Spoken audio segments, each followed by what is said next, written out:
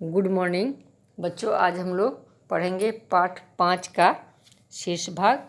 तो चलते हैं, हमें पढ़ना है पेज 34 पर। तो हम लोग शुरू करते हैं। हम लोग प्रेमचंद के बारे में पढ़ रहे थे कि वे बीमार रहते हुए और भाव में रहते हुए भी खुलकर हंसते थे। देखने से लगता नहीं था कि यह एक बीमार और अभावग्रस्त दुखी मनुष्य हंस रहा है। तो आगे पढ़ते हैं। गांधी जी ने अहिंसा का मार्ग अपनाया, लेनिन ने लोहे और रक्त का।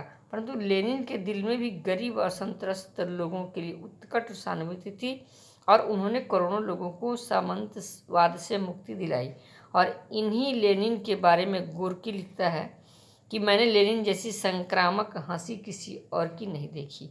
अजीब बात थी कि इतना कठोर यथार्थवादी और शोषण से उत्कट घृणा करने वाला व्यक्ति बच्चों की तरह हंसता था कि गला रुंधने लगता था, आंखों में आंसू आ जाते थे। और इसके बाद गोर्की लिखते हैं और बहुत ठीक लिखते हैं कि इस प्रकार हंस सकने के लिए बहुत स्वस्थ और शक्तिशाली मानस की जरूरत होती है। तो एक तरफ गांधी जी थे अहिंसा के पुजारी, प्रेम से सबको जीतने वाला, और दूसरी तरफ लेनिन के बारे में लेखक ने बताया है ये कठोर स्वभाव के थे, लेकिन उसके बावजूद भी गरीबों पर दया करते थे। गरीबों को बहुत मानने में उन्होंने सहायता की थी। और दोहरा व्यक्तित्व जीने वाला यह व्यक्ति हंसता था इतना खुलकर कि आंखों में पानी भी आ जाता था।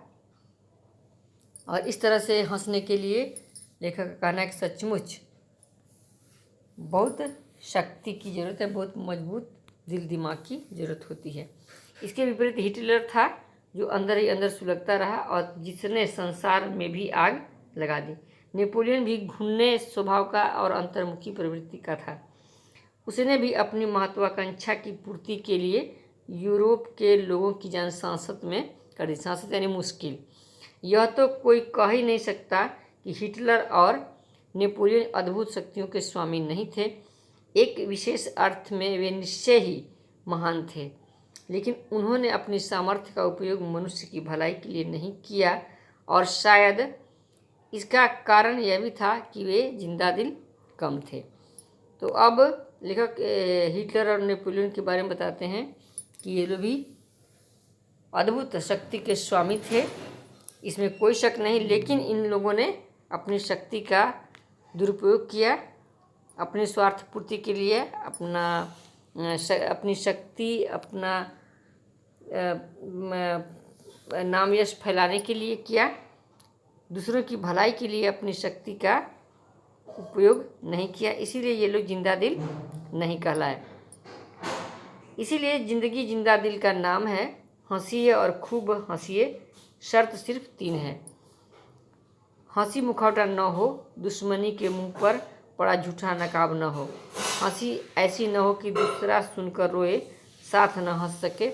हंसी जिंदगी से पलायन, असलियतों से दूर भागने का नाम न हो। यानी ये सारी बातें हंसो, लेकिन हंसने में ये सारी बातें होनी चाहिए। झूठ मूठ का ऊपर से मुंह बनाकर नहीं हंसें, झूठा नकाब की तरह नहीं हंसें हम। हंसी अंदर से भी होनी चाहिए और ऐसी भी नहीं होनी चाहिए कि दूसरा रोए, यानी दूसरे को तकलीफ पहुँचे और साथ में नहीं हंस सके। इस तरह की व्यंग्यात्मक हंसी भी नहीं चाहिए। और ज़िंदगी से पलायन, ज़िंदगी से दूर भागने का की हंसी नहीं चाहिए, और नहीं असलियतों से दूर भागने की हंसी होनी चाहिए। असलियतों को साथ लेकर, ज़िंदगी के दुखों को भी साथ लेकर भी हंसा जा सकता है, ये लेखक का कहना है। ज़िंदगी संग्राम तो है ही, लेकिन उसे हम धर्म युद्ध बनाएं। गाली गलौज वाला सस्ता फसाद नहीं, और इस धर्म युद्ध को हम हंसते हंसते लड़ें, मुंह लटका कर नहीं, मन हुसियत से नहीं। तो लेखक का कहना है कि ज़िंदगी तो संग्राम है ही, इस संग्राम को तो हमें लड़ना है। इसे धर्म युद्ध बनाकर हम लड़ें और हंसते हंसते लड़ें, मनहूस होकर यानी मुंह लटका कर, उदास होकर नहीं। तो ज़िंदगी जिए सुख दुख को, लेकिन हंसते हुए।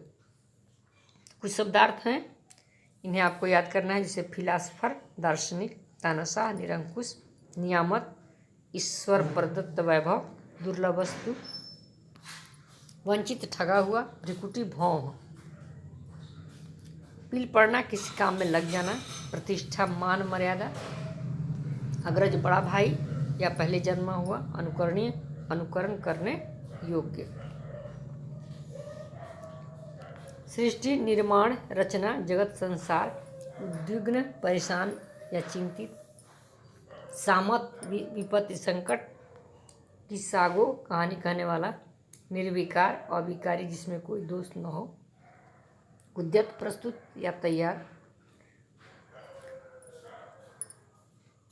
उन्मुक्त, आजाद, खुला हुआ, निश्चल, छल रहित, भंगिमा, कलापूर्ण शारीरिक मुद्रा, संत्रस्त, डरा हुआ, आतंकित, सहानुभूति, संवेदना या हमदर्दी, उत्कट, तीव्र, उग्र या प्रबल, संक्रामक, छूत फैलाने वाला, अंतर्मुखी, अंतर्लीन प्रवृत्ति, आचार व्यवहार, समर्थ, योग्यता, समर्थ होने का भाव, पलायन, भागना या चले जाना। तो हो गया, धन्यवाद। आप इसे याद कर लेंगे। मिलेंगे हम लोग अगले वीडियो में अभ्यास प्रश्न बनाने। तब तक के लिए धन्यवाद।